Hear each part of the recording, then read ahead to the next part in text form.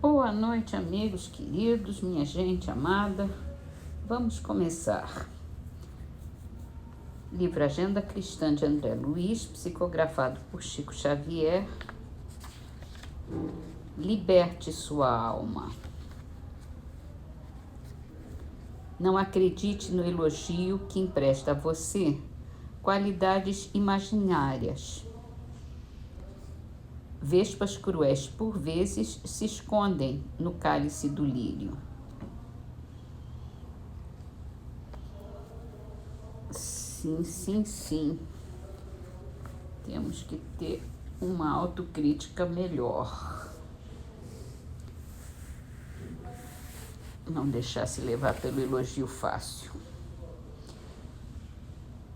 No Livro dos Espíritos, começamos um novo capítulo. Da volta do espírito, extinta a vida corpórea, a vida espiritual. O item se chama A Alma após a Morte, Sua Individualidade e Vida Eterna.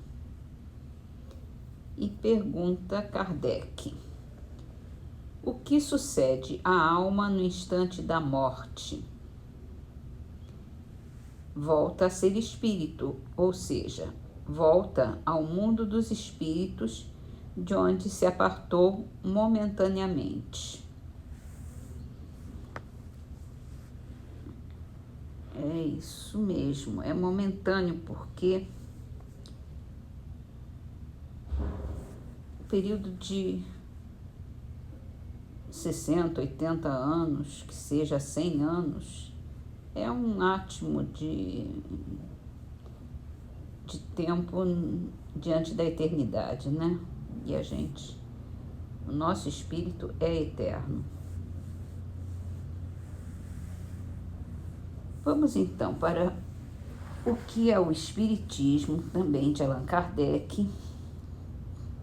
Vamos finalizar agora, a última pergunta do padre, última consideração do padre no diálogo com Kardec. Como é uma resposta de Kardec muito extensa, nós vamos lendo aos poucos. Então, hoje vai ser apenas uma parte dessa resposta. O padre diz: permita-me então lhes dizer, já que os espíritos só ensinam os princípios de moral encontrados no Evangelho, eu não vejo qual possa ser a utilidade do espiritismo, visto como antes que este viesse e hoje, sem ser por ele, podíamos e podemos alcançar a salvação. Não seria o mesmo se os espíritos viessem ensinar algumas grandes verdades novas. Alguns desses princípios que mudam a face do mundo, como fez o Cristo. Ao menos o Cristo era só, sua doutrina era única, ao passo que os espíritos se contam por milhares e se contradizem, uns dizendo que é branco, que outros afirmam ser negro, do que resulta que, já desde o começo, seus partidários formam muitas seitas. Não seria melhor deixarmos os espíritos tranquilos e nos contentarmos com o que já temos? E agora começa a resposta de Kardec. Meu amigo, você erra em não sair do seu ponto de vista e em considerar sempre a Igreja como o único critério dos conhecimentos humanos. Se o Cristo disse a verdade, o Espiritismo não podia dizer outra coisa, e em vez de por isso apedrejá-lo, deve-se acolhê-lo como poderoso auxiliar, que vem confirmar por todas as vozes de além-túmulo as verdades fundamentais da religião, combatidas pela incredulidade. Que o materialismo o combata, explica-se facilmente, mas que a Igreja se ligue ao materialismo contra ele é um fato menos concebível. Igualmente inconsequente, ela é quando qualifica de demoníaco um ensino que se apoia sobre a mesma autoridade e que proclama a missão divina do fundador do cristianismo. O Cristo teria revelado tudo? Não, visto que ele mesmo disse: eu teria ainda muitas coisas a lhes dizer, mas vocês não podem compreendê-las, e é por isso que eu lhes falo em parábolas. O Espiritismo hoje vem, nessa época em que o homem está maduro para compreendê-lo, vem completar e explicar o que o Cristo propositadamente não fez, senão tocar ou não disse senão sob a forma alegórica. Dirão sem dúvida que a igreja competia a dar essa explicação. Mas qual delas? A romana, a grega, a protestante? Como elas não estão de acordo, cada uma explica a seu modo e reivindica o privilégio de dar essa explicação. Qual delas conseguiria arrebanhar todos os dissidentes? Deus, que é sábio, prevendo que os homens iriam enxertar nela suas paixões e prejuízos é que é preconceitos, não lhes quis confiar o cuidado dessa nova revelação.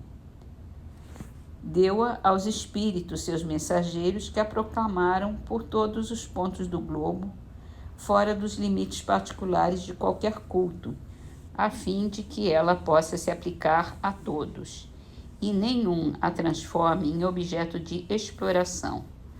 Por outro lado, os diversos cultos cristãos não terão, em coisa alguma, se apartado do caminho traçado pelo Cristo. Seus preceitos de moral serão escrupulosamente observados? Não se lhe tem desnaturado as palavras a fim de que possam servir de apoio à ambição e às paixões humanas quando elas lealmente condenam isso? Ora, o Espiritismo, pela voz dos espíritos enviados de Deus, vem chamar à estrita observância de seus preceitos aqueles que dela se arredam. Será por isso que o qualificam de obra satânica? Você se ilude dando o nome de seitas a algumas divergências de opiniões relativas aos fenômenos espíritas.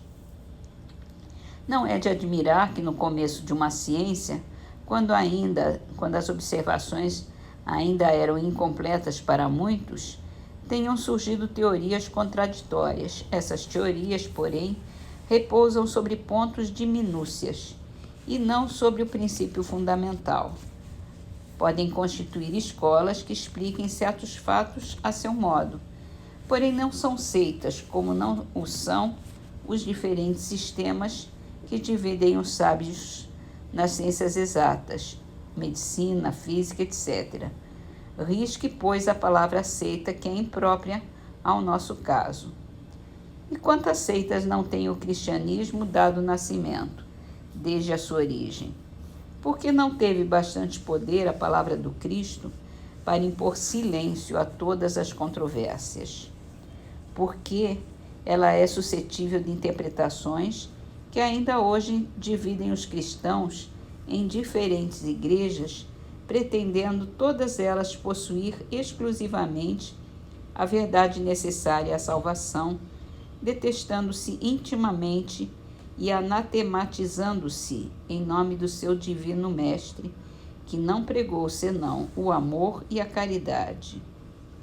Fraqueza dos homens, você diria? Que seja. Então, como quer que o Espiritismo triunfe subitamente dessa fraqueza, transforme a humanidade como por encanto? Vamos à questão da utilidade. Você diz que o Espiritismo não revela nada de novo. É um erro. Ele ensina, ao contrário, muito para aqueles que não se limitam a um estudo superficial. Não fizesse ele mais que substituir a máxima: fora da caridade não há salvação, que reúne os homens àquela, fora da igreja não há salvação, que os divide, para que a sua vinda marcasse uma nova era para a humanidade. Vamos parar por aqui, que já está bastante extensa a nossa resposta, né? Amanhã a gente continua. E vamos terminar nossos estudos de hoje com a frase do livro Perdão e Vida, também psicografado por Chico Xavier. E a frase de hoje é de Emmanuel. O doente a quem ajuda será remédio em suas feridas, e o desesperado a quem reconforta será consolo em seu coração.